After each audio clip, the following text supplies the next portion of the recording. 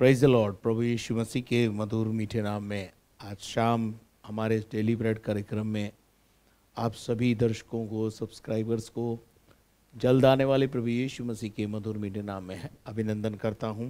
आशा करता हूं आप अच्छे होंगे और दिन भर प्रभु ने आपको संभाला, जय के उत्सव में लेके चला और ये शाम हमें दिखाई है कि इसमें हम प्रभु की आराधना करें। आइए हम प्रार्थना के साथ इस सभा को शुरू करें। प्यारे परमेश्वर, हम तेरा धन्यवाद, तेरी स्तुति, तारीफ, महिमा, प्रशंसा करते हैं इस सुंदर समय के लिए प्रभु जी, जो तूने हमारे जीवन में हमको दिया। हम मिट नहीं गए, ये तेरी महाकरुणा का फल है। दिन भर तूने संभाला, जय के उत्सव में लेके चला। और प्यारे खुदावन परमेश्वर पिता, तूने हमको ये समय दिया है कि हम तेरी आराधना कर सकें और वचन को सुन सकें और प्रभु उसमें से कुछ सीख सकें। प्यारे खुदावन परमेश्वर, तू हमारी मदद कर। आगे की सभा को तेरे हाथों में सौंपते हैं। हम घटें और तू बढ़े प्रभु, बस जीवन की इच्छा अभिलाषा यही है। सारी महिमा तुझे देते हुए प्रार्थना को यीशु मसीह के नाम से मांगते हैं, आमीन। तो ये समय होगा मेरे प्रिय लोगों की हम कुछ देर प्रभु की आराधना में जाएंगे और आराधना करेंगे। और पास्टर एनोश और उनकी टीम हमारे साथ है, हम मिलकर आराधना करेंगे।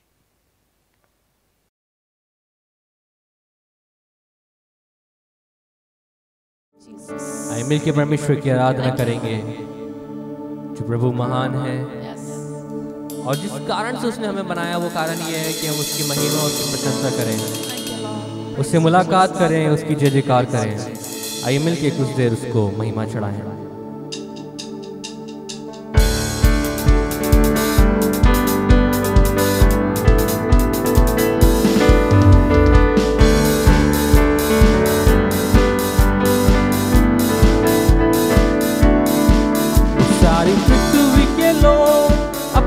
यहोवा का जय जयकार करें, सारी पृथ्वी के लोग अपने यहोवा का जय जयकार करें। आओ सब मिलके हम इबादत करें, उसकी जय जयकार करें।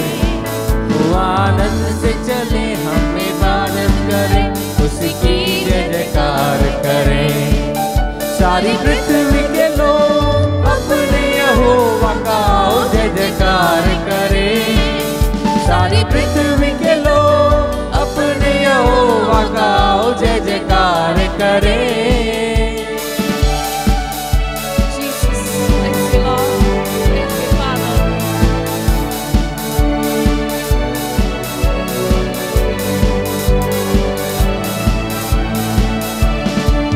ये जान रखो यहोवा खुदा है, बनाया हमको हम उसके ही हैं।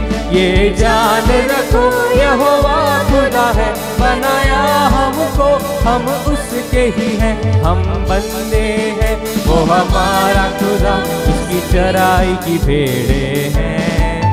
हम बंदे हैं वो हमारा खुदा, उसकी चराई की भेड़े हैं। सारी पृथ्वी के लोग अपने यहोवा का जय जयकार करें, सारी पृथ्वी के लोग अपने यहोवा का जय जयकार करें। धन्यवाद के साथ उसके पास में आओ, स्तुति करते हुए आंगन में आओ। धन्यवाद के साथ उसके पास में आओ, स्तुति करते हुए आंगन में आओ। उसकी स्तुति करो, उसकी स्तुति करो, उसके नाम को धन्य कहो। उसकी स्तुति करो, उसकी स्तुति करो, उसके नाम को धन्य कहो। सारी पृथ्वी के लोग अपने यहोवा का जय जयकार करें, सारी पृथ्वी के लोग अपने यहोवा का जय जयकार करें। आओ सब मिलके, आओ सब मिलके हम इबादत करें, उसकी जय जयकार करें। आनंद से चले हम इबादत करें, उसकी जय जयकार करें। सारी पृथ्वी के लोग अपने यहोवा का जय जयकार करें, सारी पृथ्वी के लोग अपने यहोवा का जय जयकार करें। हालेलुया। अपने यहोवा का जय जयकार करें, और कि वो भला है, उसकी करुणा सदा की है, पीढ़ी से पीढ़ी तक हमारे लिए धाम है। उसका वायदा केवल अभी के लिए नहीं मेरे प्रियो, लेकिन हमारी पीढ़ियों के लिए भी उसने वायदा करा है। उसकी वफादारी पीढ़ी से पीढ़ी तक बनी रहती है।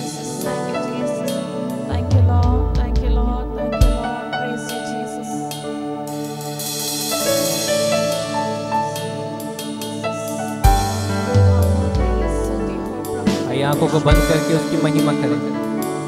तेरे पास आता हूँ यीशु, तेरे पास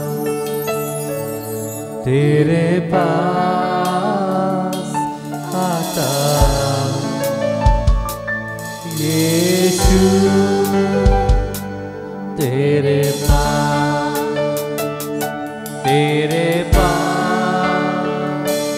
आता यीशु राजा, यीशु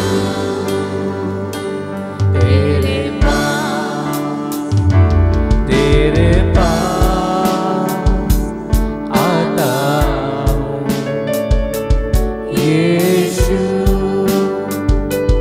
तेरे पास हर पल मेरी हर सांस तेरी स्तुति करती रहे, हर दिन मेरी हर बात तेरी महिमा गाती रहे, हर पल मेरी हर तेरी स्तुति करती रहे, हाँ हर दिन मेरी हर बात तेरी महिमा गाती रहे, तेरे पास आता हूँ यीशु,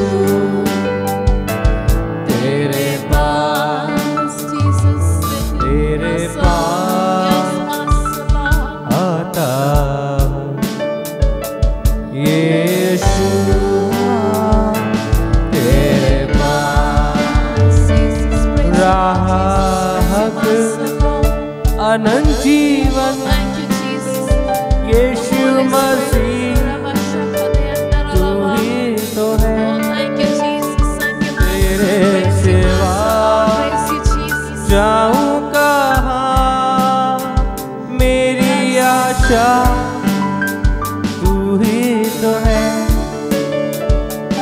राह अनंत जीवन यीशु मसीह तू ही तो है, तेरे सिवा जाऊंगा मेरी आशा तू ही तो है, यीशुआ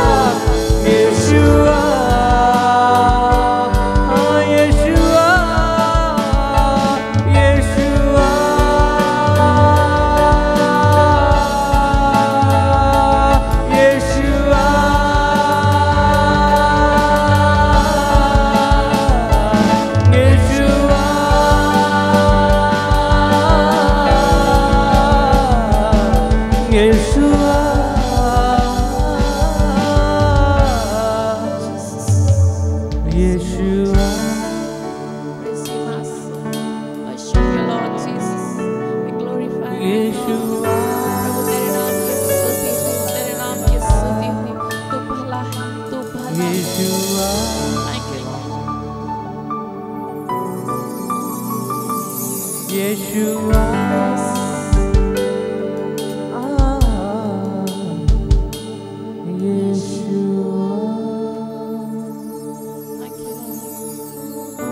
यीशु आ मेरे जीवन में,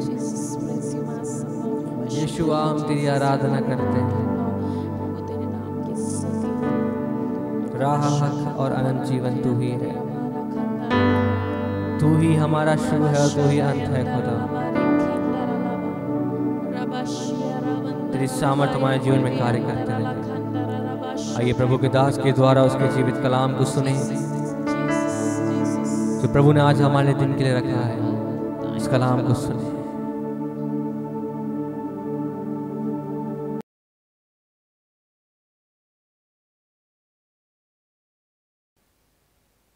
प्रभु को धन्यवाद कि एक अच्छी आराधना हम प्रभु को चढ़ा पाए और प्रभु हमारे मध्य में हैं, उस परमेश्वर को हम धन्यवाद देते हैं।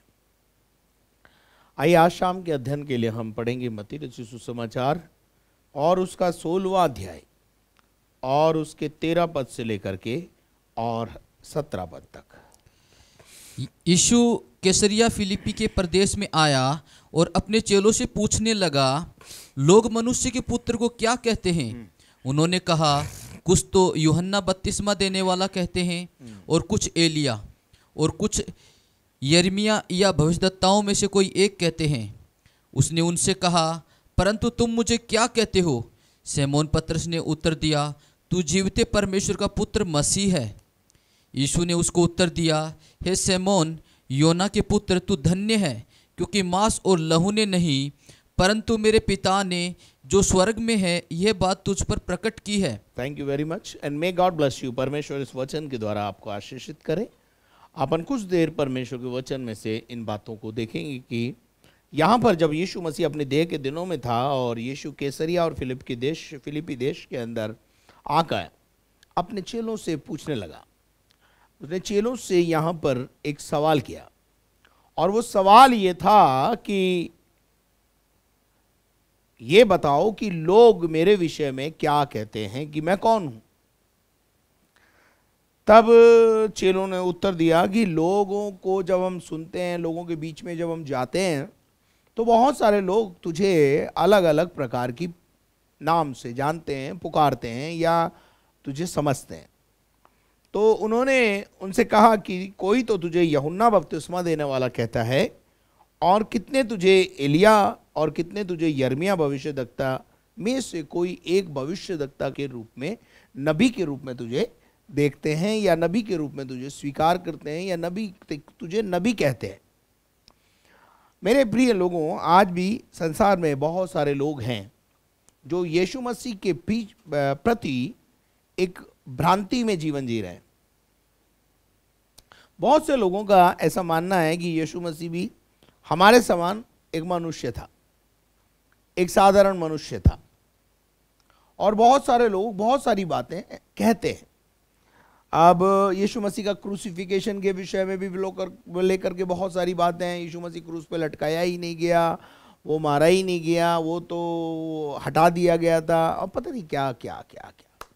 खैर एनी हाउ, उससे मुझको मतलब नहीं है। लेकिन यहाँ चेलों से यीशु मसीह ने पूछा, लोग मेरे विषय में क्या कहते हैं? तो यीशु मसीह को कुछ लोग महापुरुष बोलते हैं, कुछ लोग नबी बोलते हैं, कुछ लोग जो हैं यीशु मसीह को एलिया के रूप में देखते हैं, नबी के रूप में देखते हैं, यिर्मयाह नबी के रूप में देखते हैं, या भविष्यद्वक्ताओं में से एक और भविष्यद्वक्ता पुनर्जीवित हो गया है और ऐसा वो हमारे बीच में अब घूम रहा फिर रहा है, ऐसा करके सोचते हैं।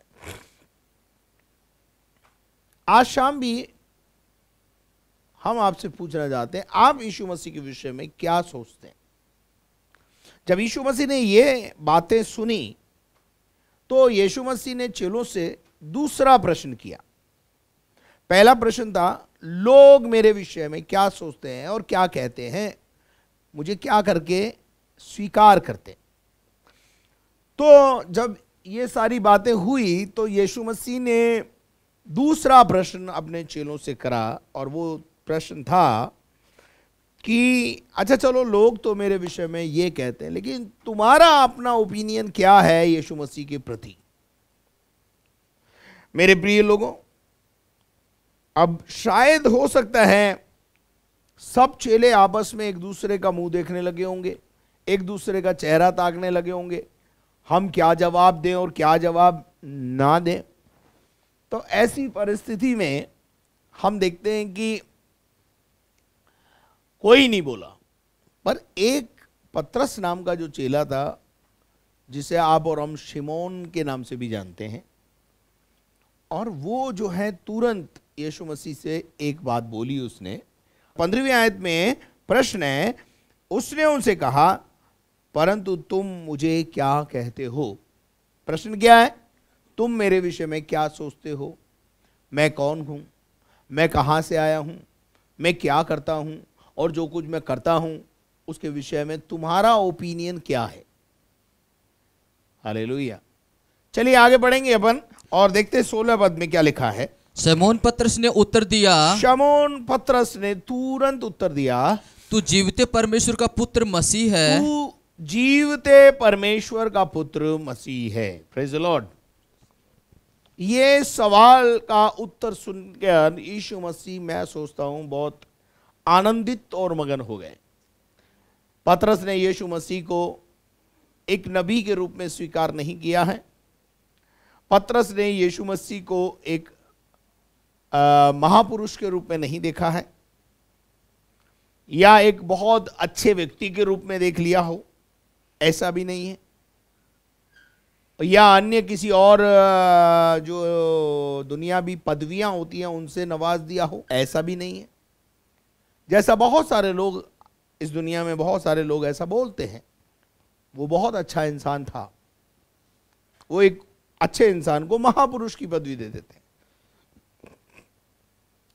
परंतु यीशु मसीह के विषय में पतरस का अपना ओपिनियन क्या है, वो ओपिनियन यीशु मसीह ने जब सुना तो उससे कहा, ये ओपिनियन ये है कि तू जीवते परमेश्वर का पुत्र मसीह है।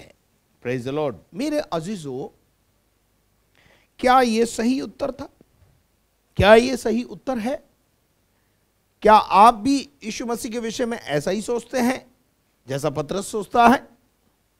या आज की तारीख तक भी आप यीशु मसीह को ईसाइयों का परमेश्वर, या बाइबल का परमेश्वर, या बाइबल एक ईसाइयों का धर्मशास्त्र है ऐसा करके, यीशु मसीह ईसाइयों का देवता है ऐसा करके अगर आप सोचते हैं, तो मैं आपको बताना चाहता हूं, आज आप भी एक भ्रांति में हैं।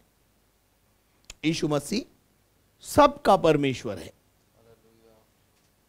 सबका प्रभु है, पृथ्वी पर रहने वाले हर एक मानव जाति का प्रभु है।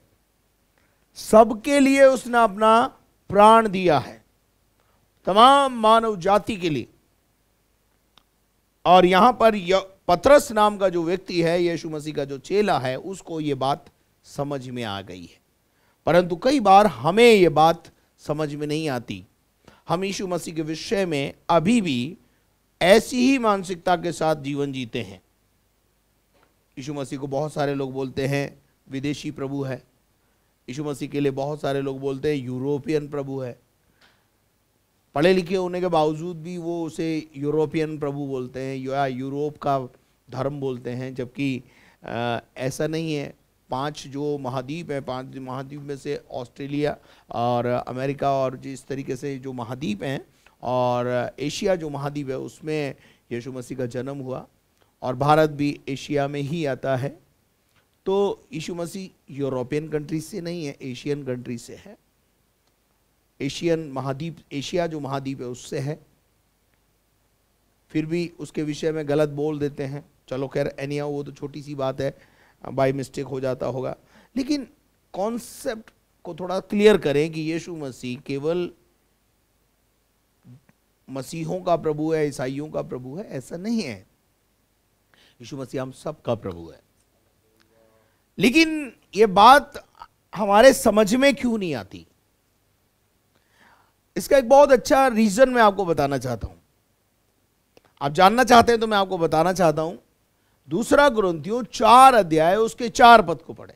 और उन अविश्वासियों के लिए, और उन अविश्वासियों के लिए जिनकी बुद्धि इस संसार के ईश्वर ने, इस बुद्धि को संसार का जो ईश्वर है, हाकिम है, राजा है, अंधी अर्थात करती उसका है। नाम शैतान है, उस शैतान नाम के हाकिम ने उनकी आंखें लोगों की बुद्धि को और बुद्धि की आंखों को अंधा कर दिया है, पर्दा डाल दिया है, ताकि यीशु मसीह जो परमेश्वर का पुत्र है या परमेश्वर के प्रतिरूप है, उसके तेजों में सुसमाचार का प्रकाश, तेजों में सुसमाचार का प्रचार या प्रसार वो समझ नहीं पाए, उन पर न चमके। उन पर ना चमके।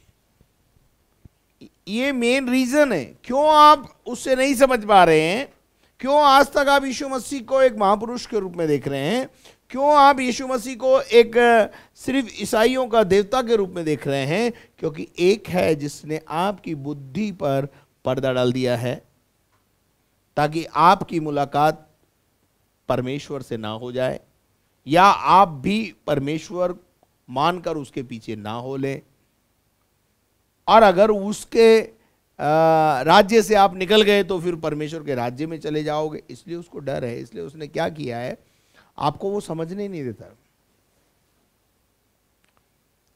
यीशु मसीह के देह के दिनों में भी बहुत से लोग नहीं समझ पाए। यीशु मसीह कहता है मैं अपनों के बीच में आया, अपनों ने मुझे नहीं समझा। यीशु मसीह के अपने जो छोटे उसके जो भाई बहन रिश्तेदार मित्रगण थे वो भी यीशु मसीह के विषय में उसे पागल बोलते थे, उसका चित ठिकाने नहीं है ऐसा बोल करके यीशु मसीह के विषय में एक गलत धारणा रखते थे। और ऐसी धारणा जब वो रखते थे तो उसमें वो कामयाब नहीं होते थे। क्या आपको मेरी बात समझ में आ रही? तो वो यीशु मसीह के विषय में ऐसी धारणा रखते थे, और आज भी बहुत सारे लोग यीशु मसीह के विषय में यही धारणा के साथ जीवन जी रहे हैं। और ऐसे लोगों की आंखें परमेश्वर ने नहीं पर इस शैतान, इस संसार के हाकिम ने बंद कर दी है। हालेलुया। क्या आप मेरे साथ हैं? क्या आपको मेरी बात समझ में आ रही? तो परमेश्वर का वचन कहता है कि शिमोन पतरस ने उत्तर दिया कि तू जीवते परमेश्वर का पुत्र मसीह है। राइट आंसर है, ये बिल्कुल सही उत्तर है। अब अगर मैं आपको बताना चाहता हूं 17वें पद में लिखा हुआ है, यीशु ने उसको उत्तर दिया, हे सिमोन, हाँ योना के पुत्र, शिमोन योना के पुत्र, तू धन्य है, क्योंकि मांस और लहू ने नहीं, मांस और लहू से नहीं, परंतु मेरे पिता ने जो स्वर्ग में है, ये बात तुझ पर प्रकट की है। Praise the Lord. जब तक कोई चीज ऊपर से हमें ना दी जाए तब तक परमेश्वर और यीशु मसीह को समझना बड़ा मुश्किल है। और यह समझने की बल बुद्धि और समझ और ज्ञान भी केवल परमेश्वर ही है जो आपको देता है। आपने यीशु मसीह को अपना प्रभु करके मान लिया, या आपके बल से, आपकी ताकत से नहीं है, ये भी प्रभु की ओर से अनुग्रह तुमको मिला कि तुम उस अनुग्रह के भागी हुए या उस बात को समझ पाए कि यीशु मसीह मेरा प्रभु है। Praise Lord. यीशु मसीह महापुरुष नहीं है, भविष्यद्वक्ता ही नहीं है, यीशु मसीह परमेश्वर का पुत्र है। अब मैं आपको बताना चाहता हूं, जो व्यक्ति यीशु मसीह को एक साधारण रूप में देखता है, एक साधारण व्यक्ति के रूप में देखता है, या एक साधारण महापुरुष के रूप में देखता है, या एक भविष्यद्वक्ता के रूप में देखता है, वो व्यक्ति विजयी जीवन को प्राप्त नहीं करता है और अनंत जीवन उसका नहीं है। ये दो बातें ध्यान रखना, इस धरती पर विजयी जीवन और अनंत काल का जीवन इस दुनिया के बाद, ये दोनों का दाता यीशु मसीह है। पहला यूहन्ना 5वां अध्याय और उसके 5 पद को यदि हम पढ़ेंगे तो हमें मालूम पड़ेगा कि यीशु मसीह के विषय में वहां पर क्या लिखा है। संसार पर जय पाने वाला कौन है? संसार में जय पाने वाला कौन है? केवल वो जिसका ये विश्वास है कि यीशु परमेश्वर का पुत्र है। यीशु कौन है? परमेश्वर का पुत्र है। यीशु परमेश्वर का पुत्र है। विजयी जीवन उसी का है जिसका ये विश्वास है कि यीशु मसीह एक साधारण व्यक्ति नहीं है, यीशु मसीह परमेश्वर का पुत्र है।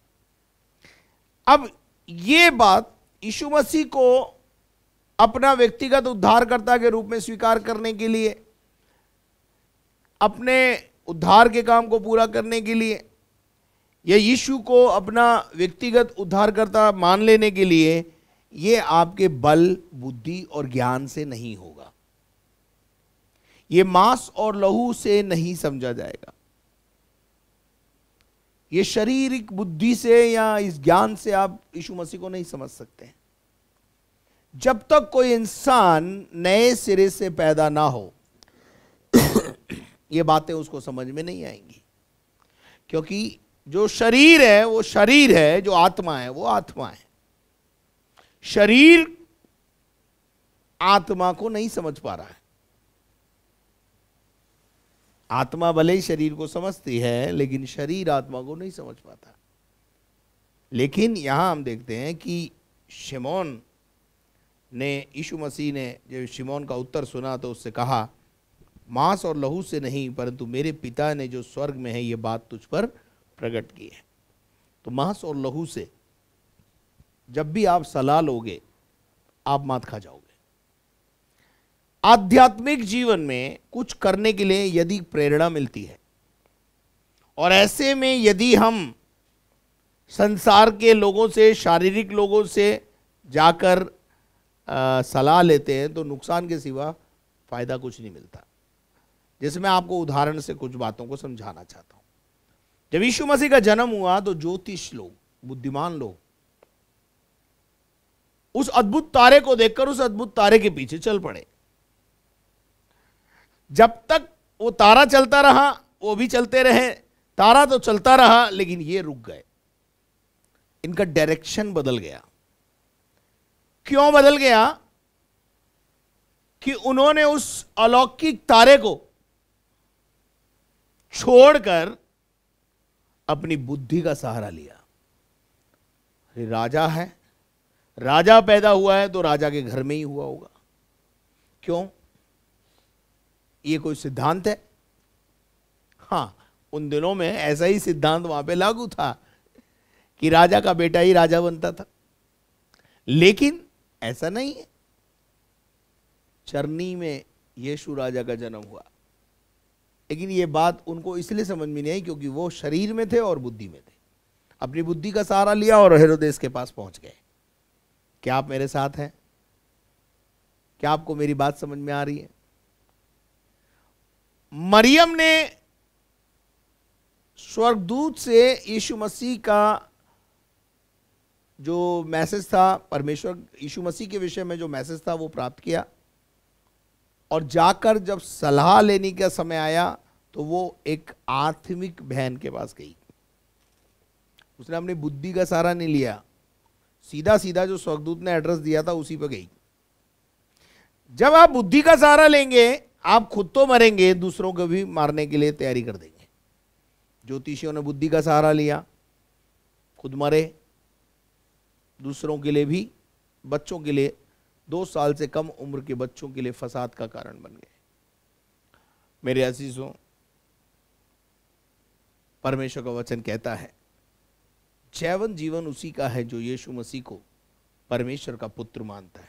कुछ लोग यीशु मसीह को मरियम का बेटा बोलते हैं, कुछ लोग यीशु मसीह को यूसुफ का बेटा बोलते हैं, कुछ लोग यीशु मसीह को कुछ और बोलते हैं, भविष्यद्वक्ता।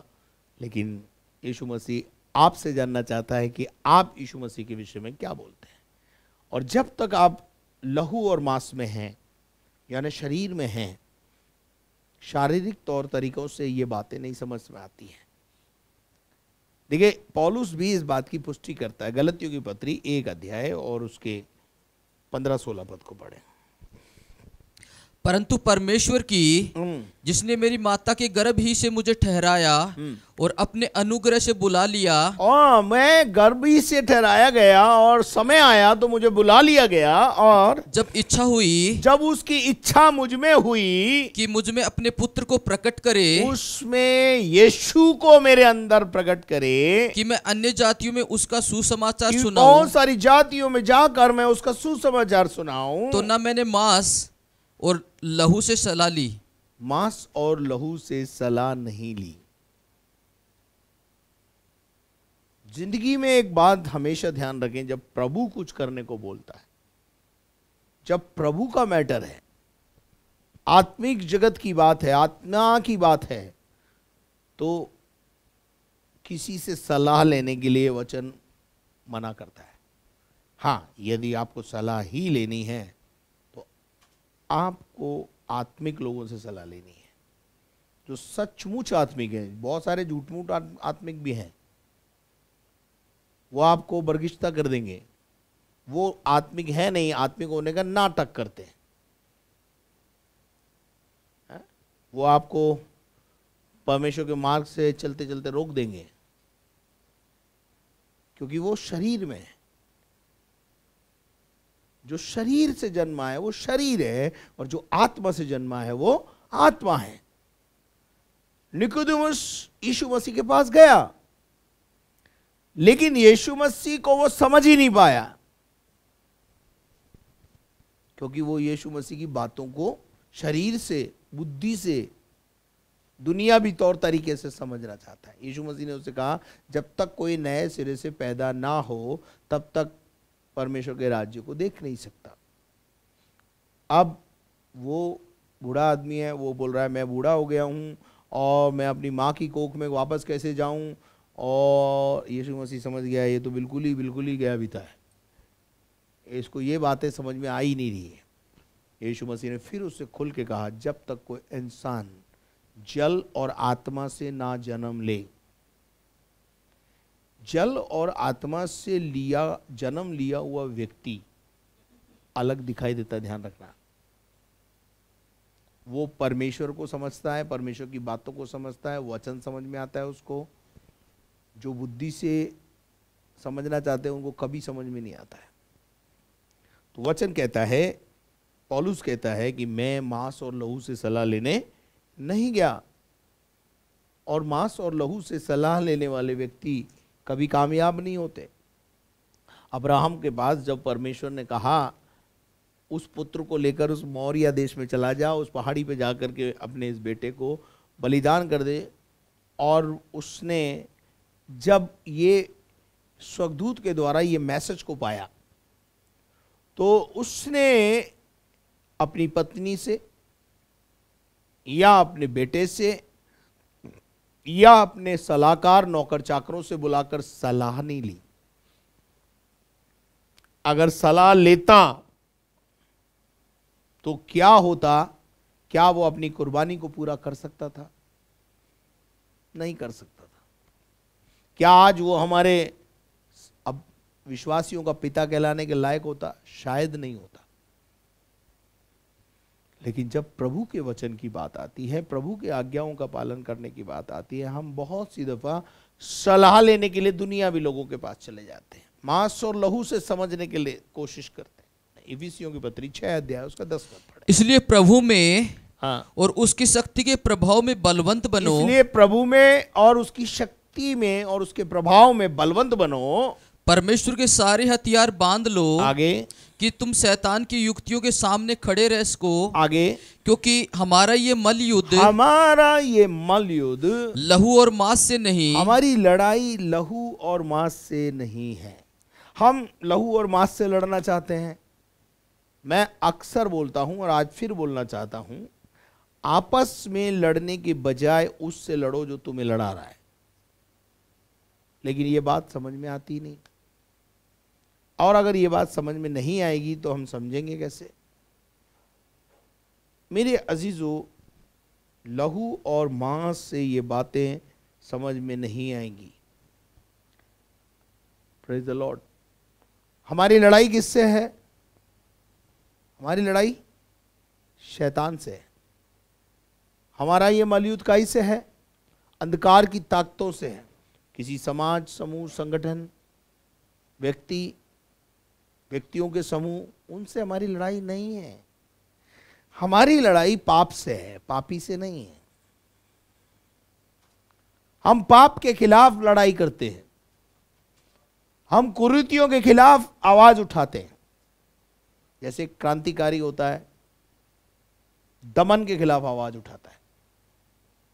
जिंदगी में एक बात ध्यान रखना, क्रांति का ये नियम है, जब दमन ज्यादा होगा तब क्रांतिकारी पैदा होते हैं, और जब क्रांतिकारी क्रांति पर आते हैं तो हलचल मच जाती है। इसलिए किसी भी चीज को यदि आप बहुत ज्यादा दबाने की कोशिश करेंगे तो विस्फोट हो जाएगा। हालेलुया। तो यहां हम देखते हैं कि यीशु मसीह ने यूहन्ना शिमोन पतरस से कहा कि ये बात तुझ पर जो है वो कहां से प्रकट हुई है? परमेश्वर के ओर से प्रकट हुई है। ये बात तुझे ऊपर से समझाई गई है और तेरे समझ में आ गई है। हालेलुया। तू धन्य है कि ये बात तेरे समझ में आए। धन्य का मतलब होता है ब्लेसेड, यानी आशीषित है वो व्यक्ति। मैंने अभी एक दो आयतें आपको पेश करके बताया कि वो विजयी जीवन जीता है जो यीशु मसीह पर विश्वास करता है। कुछ लोग बोलते हैं हम तो परमेश्वर पर भरोसा करते हैं, हमको यीशु मसीह से क्या लेना देना। अरे भाई मेरी बात सुनो, यह पहला यूहन्ना 5वां अध्याय और उसके 11 और 12 पद को पढ़े। और वह गवाही यह है हाँ, कि परमेश्वर ने हमें अनंत जीवन दिया है, परमेश्वर ने मुझे और आपको अनंत जीवन दिया है, और ये जीवन उसके पुत्र में है। और ये जीवन किस में है? उसके पुत्र में है। ये जीवन उसके पुत्र में है। जिसके पास पुत्र है, परमेश्वर ने हमें अनंत जीवन दिया है और वो अनंत जीवन उसके पुत्र यीशु मसीह में है। इसलिए जो कोई उस पर, यूहन्ना 3:16 में लिखा हुआ है, परमेश्वर ने जगत से ऐसा प्रेम किया कि उसने अपने इकलौते पुत्र को दे दिया ताकि जो कोई उस पर विश्वास करे वो नाश ना हो परंतु अनंत जीवन पाए। तो जिसके पास पुत्र है, यानी जो पुत्र पर भरोसा करता है, पुत्र पर विश्वास करता है, विजयी जीवन जीता है और साथ में अनंत काल का जीवन पाता है। Praise the Lord. क्या आपको मेरी बात समझ में आ रही है? जिसके पास पुत्र है, उसके पास जीवन है। जीवन किस में है? पुत्र में है। पुत्र कौन है? परमेश्वर का पुत्र है। Praise the Lord. लेकिन ये बात आप शरीर और बुद्धि और ज्ञान से समझने की कोशिश करेंगे, आप यीशु मसीह को महापुरुष बोलेंगे, यीशु मसीह को भविष्यद्वक्ता के रूप में ले लेंगे, नबियों के रूप में ले लेंगे।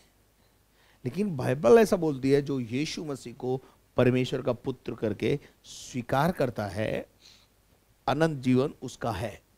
आगे, और जिसके पास परमेश्वर का पुत्र नहीं, जिसके पास परमेश्वर का पुत्र नहीं है, उसके पास जीवन भी नहीं है। उसके पास जीवन भी नहीं है, क्योंकि जीवन का ही में है, पुत्र में। जीवन की रोटी कौन है? यीशु मसीह।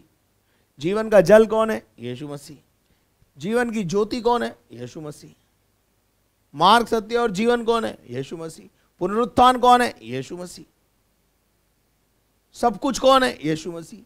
दुनिया को पैदा करने वाला, बनाने वाला कौन है? उसमें भी यीशु मसीह। आप परमेश्वर की कल्पना कर सकते हैं, लेकिन क्या यीशु मसीह के बिना आप परमेश्वर की कल्पना कर सकते हैं? यीशु मसीह ने कहा यूहन्ना 14:6 में, मार्ग, सत्य और जीवन मैं ही हूं। मार्ग भी मैं ही हूं, सत्य भी मैं ही हूं और जीवन भी मैं ही हूं।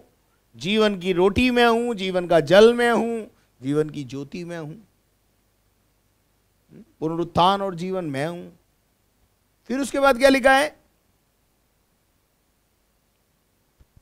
देखिए, एक बहुत अच्छी बात लिखी है यूहन्ना 14:6 के बाद। यीशु ने उनसे कहा, मार्ग और सत्य और जीवन मैं ही हूं। बिना मेरे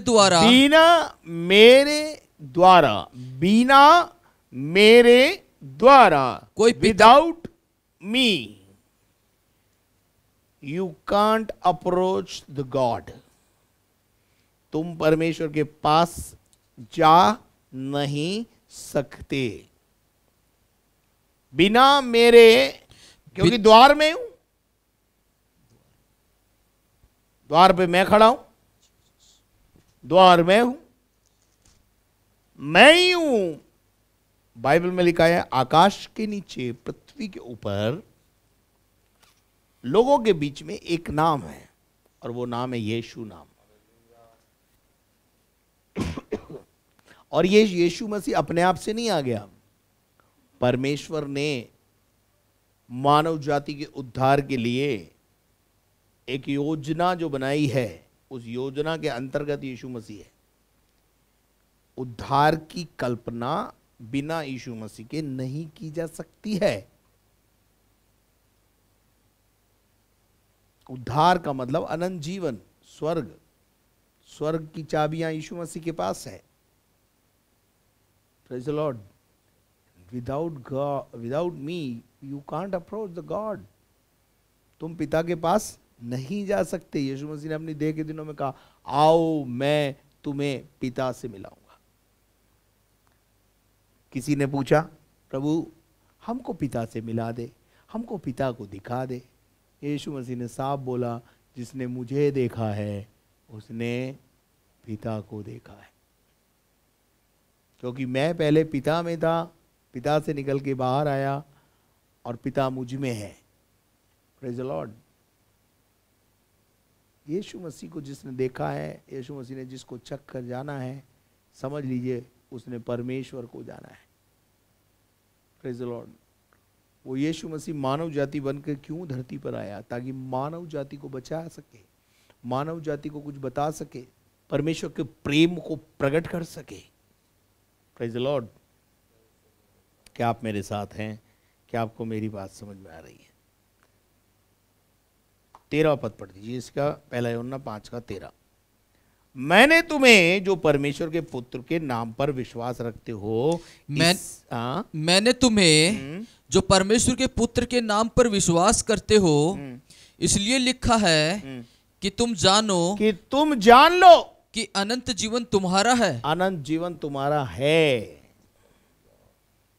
परंतु अनंत जीवन उसे ही मिलेगा जो यीशु को परमेश्वर का पुत्र के रूप में स्वीकार करेगा।